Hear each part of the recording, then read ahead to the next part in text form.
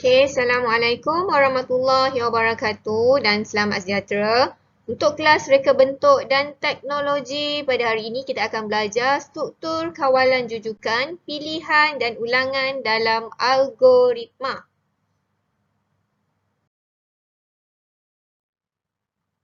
Okey, sebelum kita meneruskan dengan lebih lanjut lagi, cikgu akan terangkan apakah yang dimaksudkan dengan algoritma, sudukut dan carta alih kerana ianya saling berkait rapat. Kita akan lihat dulu maksud algoritma. Algoritma ialah satu urutan langkah-langkah untuk menyelesaikan sesuatu masalah atau melaksanakan sesuatu tugasan. Itulah yang dimaksudkan dengan algoritma, langkah-langkah.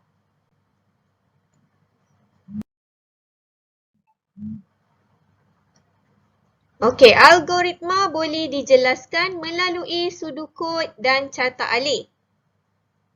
Kita akan lihat apakah yang dimaksudkan dengan sudukut. Sudukut ialah satu set pernyataan yang menyerupai bahasa atau cara komputer. Guna bahasa biasa. Okey, sudukut ni menggunakan bahasa yang biasa. Sebentar lagi kita akan lihat. Kemudian kita lihat pula carta alih. Carta alih ialah gambar raja yang menggunakan simbol-simbol geometri. Menunjukkan logik dan urutan sesuatu atau cara komputer. Okey, dua-dua ni dia berbeza. Okey, sekejap lagi kita akan lihat contoh. Sebelum kita menulis sudukut, kita perlu mengetahui langkah-langkahnya dulu. Okey. Sudukut, yang pertama sekali, sudukut mesti ditulis dengan kenyataan mula. Okey, kenyataan mula. Yang kedua, baca input. Yang ketiga, proses arahan input. Yang keempat, papar input. Yang kelima, tulis kenyataan tamat. Okey, dalam sudukut kita kena ada mula di atas dan tamat di bawah. Untuk tengah-tengah tu input, proses dan juga output.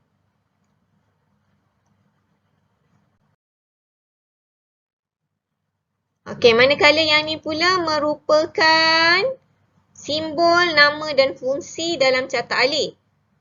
Awak perlu tahu, perlu kenal pasti simbol, nama dan fungsi untuk memudahkan awak membuat carta alih berdasarkan situasi yang diberi. Okey, yang pertama ni kita lihat yang pertama, gambar ni yang pertama. Ni merupakan terminal mula atau tamat. Okey, untuk sudukut tadi dia menggunakan bahasa biasa, mula dan tamat. Tapi untuk carta alih kita menggunakan simbol macam ni. Kena ingat, terminal mula atau tamat fungsinya permulaan atau penamat sesuatu carta alih. Okey, yang kedua pula simbol macam ni, macam trapezium. Okey, yang ni dinamakan input atau output. Fungsinya membaca input atau memaparkan output. Yang ketiga, bentuk segi empat tepat. Ini pula proses. Arahan untuk memproses input. Okay, yang bentuk ni pula. Okey, bentuk macam ni. Yang ni pula syarat. Menguji syarat. Yang terakhir pula simbol anak panah, aliran aktiviti. Menunjukkan aliran aktiviti.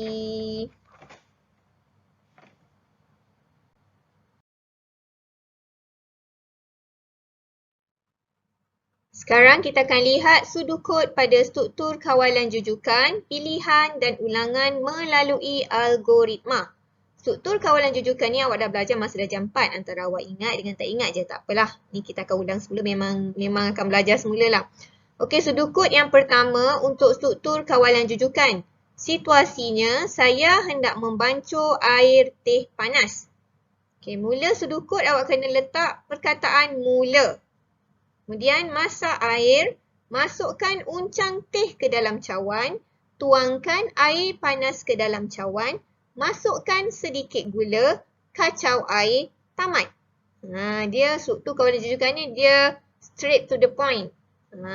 Cara-cara yang direct atau terus. Okey, yang ni mudah bagi awak. Okey, sekarang kita lihat struktur kawalan pilihan.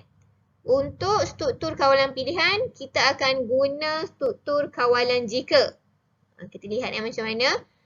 Situasinya saya hendak memasukkan susu ataupun tidak ke dalam air coklat panas. Nak buat air coklat panas. Nak masukkan susu ke tak?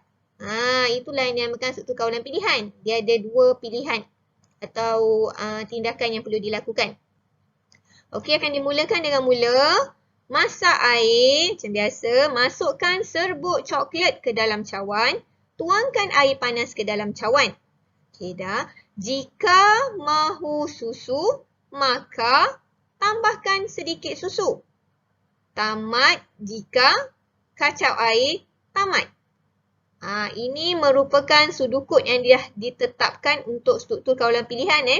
Jika awak nampak struktur kawalan jika ni dia hanya untuk struktur kawalan pilihan sahaja.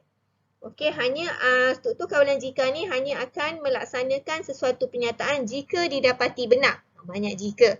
Okey.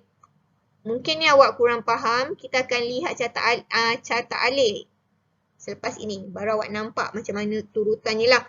Tapi sudukut ni memang dah ditetapkan. Kalau struktur kawalan pilihan beginilah caranya. Mesti ada jika. Okey, sekarang kita lihat struktur kawalan ulangan. Struktur kawalan ulangan ni saya berasa sangat dahaga. Okey, untuk struktur kawalan ulangan kita akan gunakan struktur kawalan selagi. Okey, struktur kawalan ulangan selagi ni digunakan apabila bilangan ulangan pada arahan tidak diketahui. Maksudnya bila awak rasa dahaga, awak akan minum air sampai awak rasa tak dahaga lagi. Tapi kita tak tahu berapa kali awak akan minum air. Maksud dia macam itulah. Okey, sudukutnya mula minum air, selagi rasa dahaga, minum air lagi. Tamat selagi, tamatlah. Dia mudah. Okey.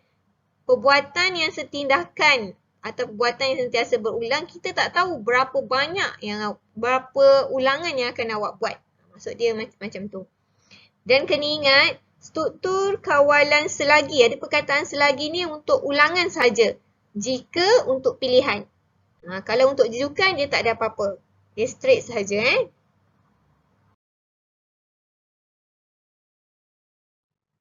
Okey, sekarang kita akan lihat carta alih pada struktur kawalan jujukan dulu. Okey, ni sudukutnya awak dah lihat tadi. Ini sudukutnya. Ni sudukut awak dah lihat. Sekarang kita tengok carta alih. Okey, kan tadi cikgu dah terangkan awak kena tahu simbol, nama dan fungsi. Dia bermula dengan terminal mula. Ini nama dia terminal mula. Okey, mula. Kemudian proses. Prosesnya masak air. Masak air. Kemudian input. Masukkan uncang teh ke dalam cawan. Kemudian tuangkan air panas ke dalam cawan. Masukkan sedikit gula. Okey, kemudian awak kacau air dan akhir sekali tamat. Ini straight Okey. Itu carta alih untuk struktur kawalan jujukan. Awak kena tahu bezakan terminal mula, terminal tamat, input atau output yang ni, input atau output yang ni proses. Prosesnya masak air dan juga kacau air. Okey, kita akan lihat seterusnya.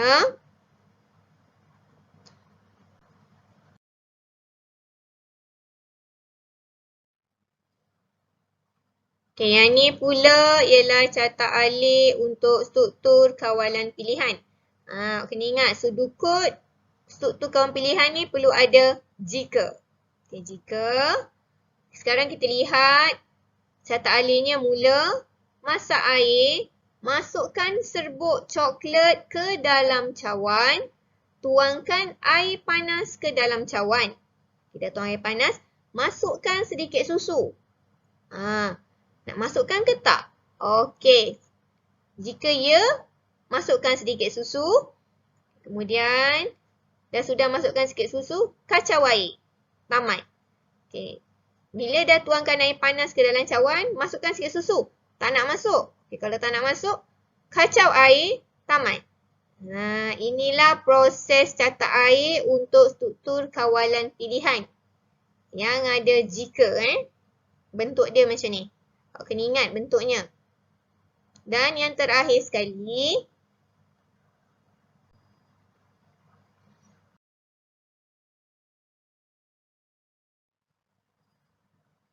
Okay, yang ni pula catat air untuk struktur kawalan ulangan. Dia berbeza sedikit dengan struktur kawalan pilihan. Okay, macam biasa, mula minum air masih dahaga. Ya, minum air lagi. Jika tidak, terus tamat. Okay. Jika tak nak minum air lagi, masih dahaga, tidak, terus tamat je lah. Tak ada apa-apa lagi. Ni dia punya pattern untuk catat air struktur kawalan ulangan. Jika awak masih kurang faham, tak apa awak lihat lagi. Awak lihat semula video cikgu ni untuk memahamkan awak. Ataupun awak boleh rujuk dalam buku awak. Tugasan awak untuk hari ini. Hari ini cikgu tak bagi banyak tugasan untuk awak. Tugasannya ialah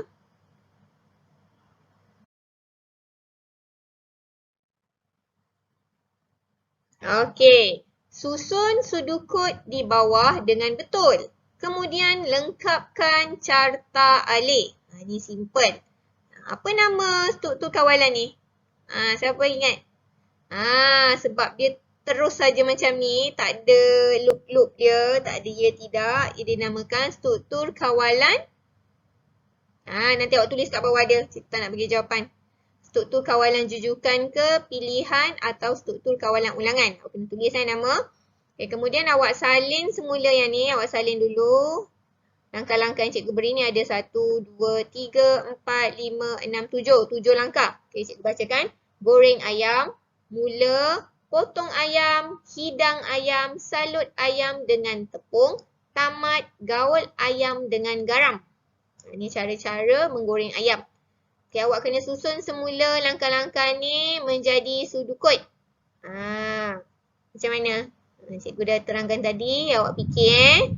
Ini tugasan untuk awak. Kemudian bila dia jadi sudukut, awak kena pindahkan langkah-langkah ni dan masukkan pada catat alik. Mudah saja. Pada catat alik juga awak perlu melukis bentuk yang seperti ni. Tak boleh suka-suka nak ikut bentuk yang awak suka. Tak perlu warna pun tak apa. Lukis bentuk mesti betul. Okey. Kemudian bila dah siap, awak hantarkan gambar tugasan awak kepada cikgu.